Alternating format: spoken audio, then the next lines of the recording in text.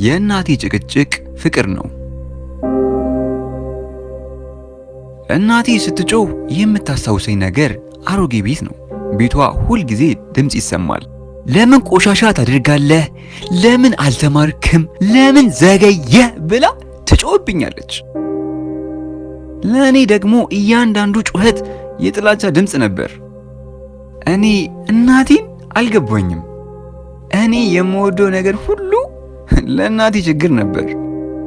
አንድ ቀን ከጓደኞቼ ጋር መጫወት ፈልጌ ነበር። እናቴ ግን አይ መጀመሪያ ትምህርትን ተማር ብላ ጮኸችብኝ። በጣም ተናደድኩኝ። ለምን ትቆጭኛለሽ? እኔ ልጅሽ ብቻ ነኝ ብዬ መለስኩላት። እናቴ ምንም አልተናገረችም። ወደ ክፍሏ ገብታ በሯን ዘጋች። በዚያን ጊዜ በጣም ተናደድኩ። ከእናቴ ለመሸሽ ወሰንኩ። ከቤት ወጣው። እኔ የምፈልገው ሰላም ነው። እኔ የምፈልገው ፍቅር ነው፣ ግን አላገኘውም። በከተማ ውስጥ ብቻዬን ነበርኩ። ምሽት ሆነ። ወደ ቤት ተመለስኩ። በሩ ተከፍቷል። እናቴ በሩ ላይ ተቀምጣለች። አይኖቿ ቀይ ነበሩ። በፊቷ ላይ የሐዘን ስሜት አየሁ።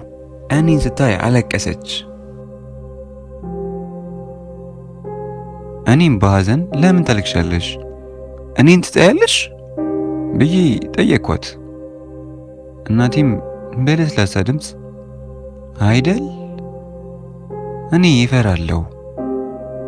እኔ ትልቅ ሰው ስለሆንኩ አሁን እኔን ትተህ እንደምትሄድ እፈራለሁ ብላ መለሰችልኝ። ያኔ ነው የገባኝ። እናቴ ስትቆጣኝ እኔን ለመጉዳት አይደለም፣ እኔን ለመርዳት ነው። እያንዳንዱ ጩኸት፣ እያንዳንዱ ቁጣ፣ እያንዳንዱ እንባ የፍቅር ምልክት ነው። የእናት ፍቅር ሁልጊዜ በጣፋጭነት አይገለጽም። ፍቅሯን ለመግለጽ የእናቶች ሕመምና ፍርሃት በልጆቻቸው ውስጥ ይገባል። አሁን አድጌያለሁ። ለእናት ያለኝ ፍቅር እያደገ ነው።